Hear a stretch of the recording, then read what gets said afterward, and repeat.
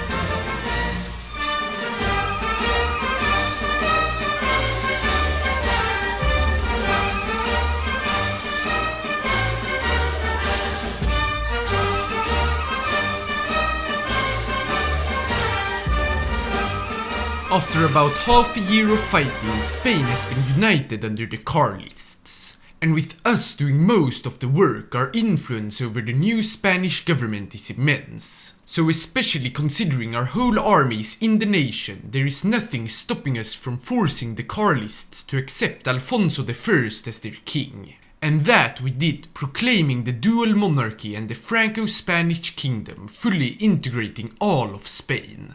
Now, during the war, a lot more had happened than simply fighting in Spain. Closely related, we massively expanded our military-industrial capacity and even started eyeing on more than simply infantry production. Because having seen the success of our motorized divisions, our king decided to switch away from our defensive stance to following General de Gaulle's strategy of speed and mobility instead. And this means we will begin developing a tank force. With our troops back home from Spain and thanks to our growing military industry, we can also upgrade our already existing infantry, equipping them with more artillery, engineering companies and supporting anti-air. In addition to us greatly strengthening our position in Europe through the annexation of Spain, we have also formed our very own alliance to rival the allies of the UK and a democratic Italy and the potential new Central Powers. Focusing on shared Latin culture, the Romanians were the first to join, but now with Spain under our control, we will extend an invitation to Portugal as well. As we share many ideological values, despite them being a republic, they were more than happy to join. While waiting for Somua to develop our requested medium tanks, we continued some military reforms, putting a large focus on mobile warfare, but also not forgetting about our substantial infantry army by upgrading their artillery and rifles. Some months later, on the new year of 1940, the medium tanks have entered production together with armored personnel carriers who both are being equipped to our motorized divisions. And thanks to our forward-thinking reforms, we can start actually reshaping our doctrine which has been stuck back in the Great War. The evolution of the Franco-Spanish army to the world's most capable fighting force is here and now. And we got to use it immediately against the second most capable fighting force, Monaco. Having deposed their monarch and introduced anarcho-communism, breaking many treaties in the process, we decided to send an ultimatum demanding their submission. Defiant as they are, they declined, and so we invaded and annexed a tiny city with only 37 casualties on our side. Sensing an opportunity to do some cleanup, we also claimed the Andorran throne, invading and annexing the nation. Shortly following this invasion, another far more substantial war started. Austria-Hungary declared war on Czechoslovakia, whom we guarantee. So we invited them to the faction and called in Romania to the war as well.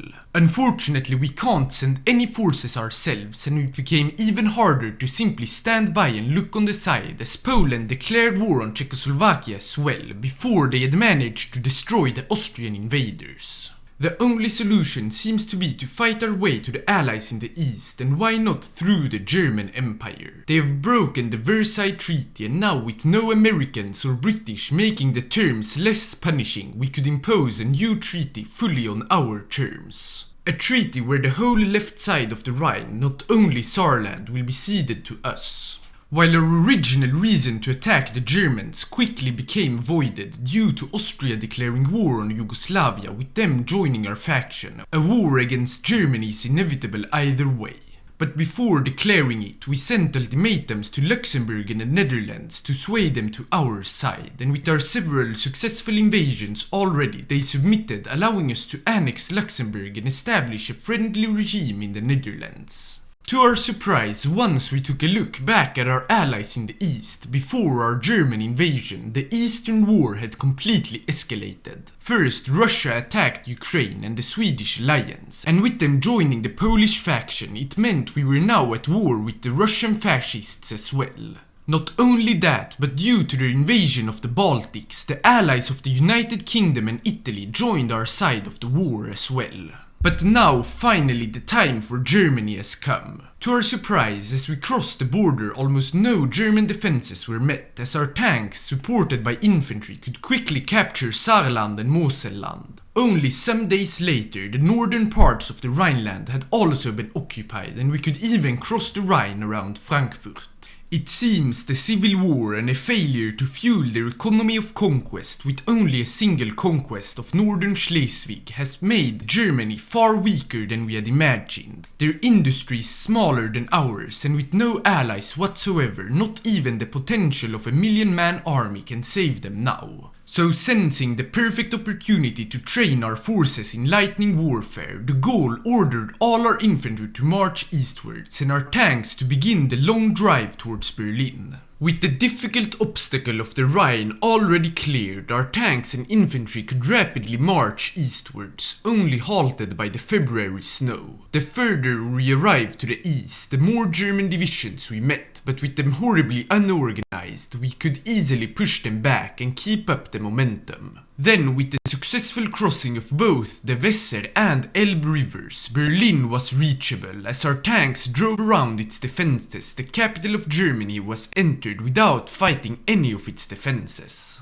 So begins the cleanup. Starting in the north, the encirclement of Wilhelmshaven was dealt with, and the rest of Schleswig-Holstein was captured. At the same time in the south, our tank force made its way to the provisional capital of Munich. Starting with capturing Nuremberg, the road to Regensburg was open, and from here, despite some defenses unlike in Berlin, the second capital of Germany was also captured. With no hope left for the Germans, once we captured Leipzig, they unconditionally surrendered, and we were free to impose the Versailles Treaty 2.0. Just like planned, the rest of the Rhine was annexed by us, but we went even further by re-establishing the Duchy of Baden and the two kingdoms of Württemberg and Bavaria, all aligned to us. Then, finally, while the reformed German monarchy was allowed to stay, we forced them to demilitarize much of the country, pay us war reparations, and dismantle parts of their military industry. So, with the Germans dealt with, we can finally assist our allies in the east. Sending our elite mountaineers to Austria, the defenses of Linz stood no chance against us, and so the Austrian invaders have finally been fully destroyed. Then, sending our tanks to Poland, we helped the revolting democratic government to encircle and capture Lodz, and from there captured Poznan and made our way towards Gdynia, only for the Danish to capture it first with a naval invasion. We would attempt to continue by attacking Lvov, but with a bad supply in the areas, our tanks couldn't defeat the urban defenses. With this failure, we decided to leave this Eastern War to prepare for a much larger battle. But we haven't fully abandoned our allies though, as we are preparing a massive surprise for them. As you might have guessed, the much larger battle which we are preparing is a war against the Allies. A war which would mean fronts across the world in our countless colonies. And we have actually already inadvertently prepared for this by dealing with one of our other issues. The issue of worker shortages, where the solution has been to find workers in our colonies. We've also started training a bunch more colonial forces to send to Africa. While waiting for them to deploy, our colonial efforts started paying off. By allowing Algerians to become full citizens and integrating the territory into mainland France, about 40,000 men joined the army. And by expanding the citizenship similarly across the empire, over 100,000 joined. Finally, through encouraging immigration, we were able to remove the worker shortage at home, making us ready for the coming war. And with our 48 colonial divisions deployed, our tank force having reached 24 divisions, and only days after the Americans joined the Allies, we declared war on the United Kingdom. The absolute first thing we did was to take over Gibraltar, the rightfully Spanish rock. With Italy still not in the war, we looked to Africa, where we with moderate success started cleaning up the British holdings in Western Africa, but as Italy joined, we turned back all our focus on Europe. Starting an attack through the lower Alps didn't succeed, but we did find success in the east, where we could encircle and defeat the divisions defending Trieste. Elsewhere in the war, we've taken a massive economic hit, as the superior allied navies are disabling any trade, and with the revolution in Indochina, we've lost a rubber supply. But we can at least contest the Mediterranean, which we can use to circumvent the Italian defenses. And that we did, landing in Rome and securing several ports, with only a handful of our men sunken by enemy submarines. Our tanks and more infantry could cross over much more easily though, and so the invasion of Italy could start.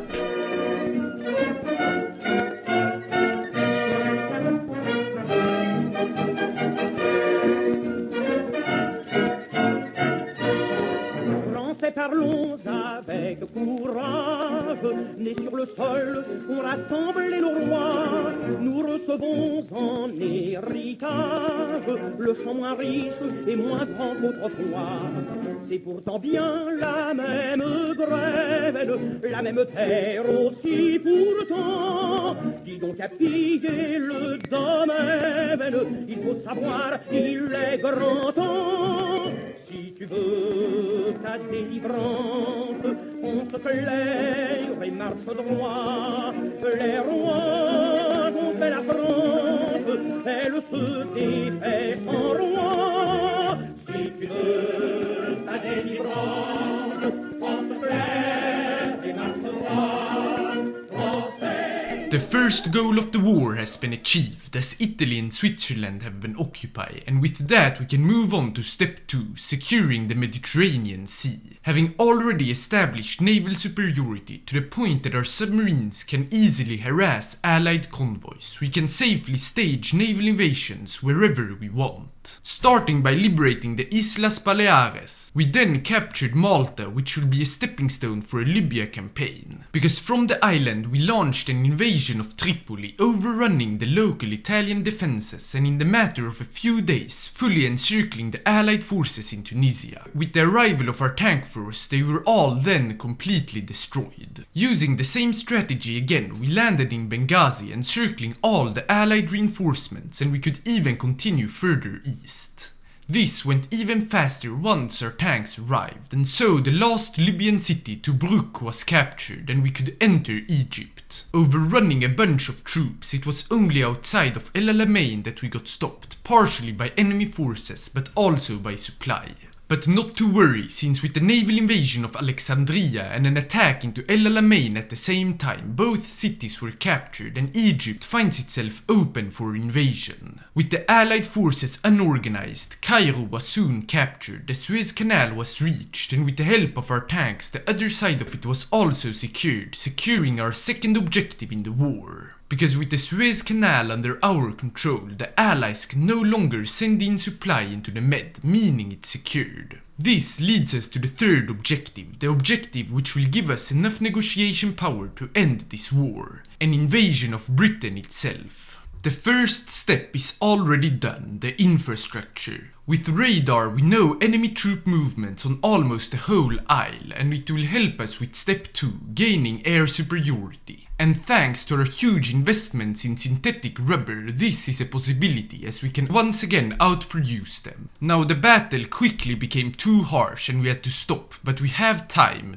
which we will use to research super weapons capable of completely destroying Britain. We have already come a long way with the construction of 2 nuclear reactors, and our researchers are currently about 1/4 towards the bomb.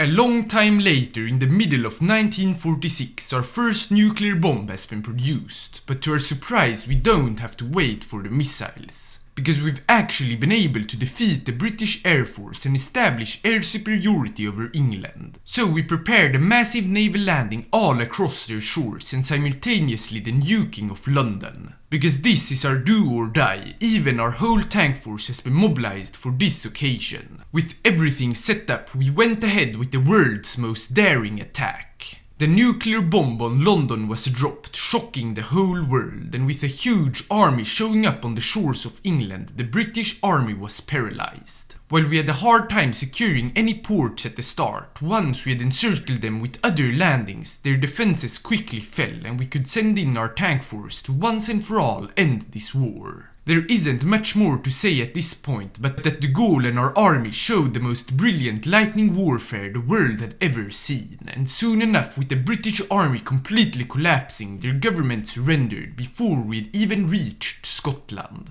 And so we've won the war. While the Americans and much of the non-European allies still remain, they can't hurt us anymore. Considering the huge amount of casualties we've inflicted on them, they are sure to seek peace sooner or later. So, thanks for watching, and I hope you enjoyed this first video in a while. See you in the next one.